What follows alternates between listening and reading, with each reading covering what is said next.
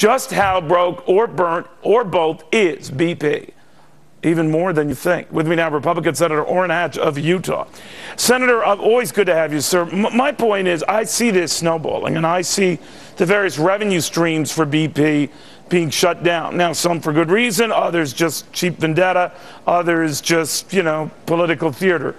But more and more opportunities for BP to make money are going away. More and more suits are piling up. I think they're toast. Well, making BP the scapegoat isn't leadership as far as I'm concerned. Keep in mind, there are a lot of pension plans, a lot of individual shareholders, both in Great Britain and all over the world, and especially in this country, who are going to be hurt by this. And I've got to tell you, BP is a great company with a great income, and we want to keep it going so that it can pay all these debts and all these problems that have been caused here. Now, I'm sure that they did not deliberately cause the explosion. I'm sure that they're as upset about it as all of us, and yet to continually to just badger them. That's the nature of this administration. When they cannot, when they know that they're in trouble, they'll start blasting corporate America. For instance, in the health care bill, they blasted all the insurance companies like they were the ones who caused all the problems. It's government that's causing the problems.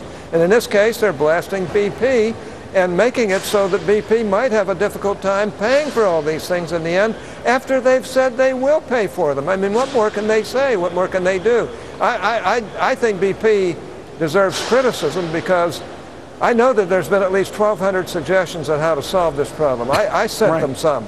And the one I sent, one of the top scientists in Louisiana said of the 1,200, this is the one that'll work. And the man was even willing to pay for the thing himself because he loves the Gulf, he loves the fishing, the Gulf, he's an environmentalist, he's extremely wealthy, and he would do anything to solve this problem, and he's predicted every failure that has happened from day one, including now 60,000 barrels of oil coming out of those pipes. Well, you raise all good points there, and I agree with you. I mean, BP, it created this mess, it's got to deal and pay for this mess. That's fine, that's the way it should be, and that's the way hopefully it will be.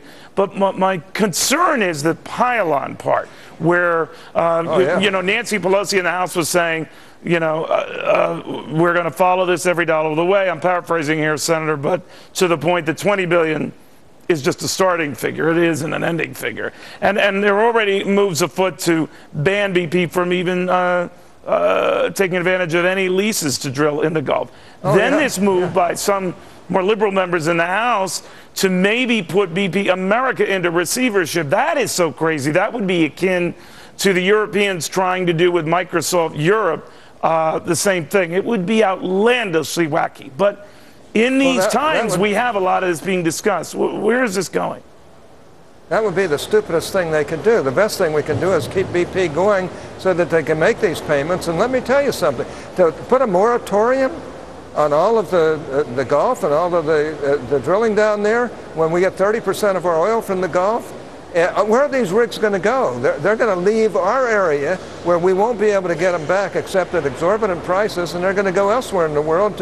And at the same time that they're shutting down exploration in the Gulf that has worked very, very well up until this incident, they've shut down most of American from drilling. All of Should Colorado, BP pay the cost of that, Senator, the moratorium? One of the most interesting things I got out of the BP chairman when he came out of the White House is I think that's where he kind of drew the line. We got this $20 billion fund set up.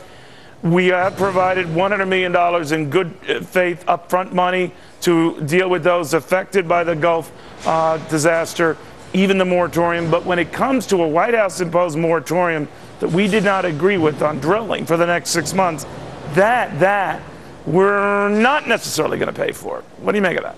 Well, it's going to set us back so that BP can't pay for all these things. Look, they're talking about a $20 billion fund. There are all kinds of other costs that they're going to assess on BP.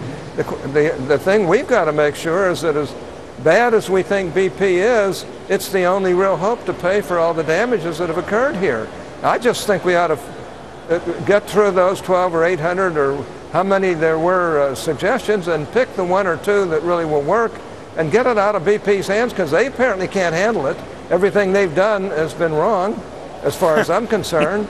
That's actually a very good point. Other oil companies are saying they're not doing it the right way. We got better ideas than they do, and I think we ought to do that. But you don't cripple the company.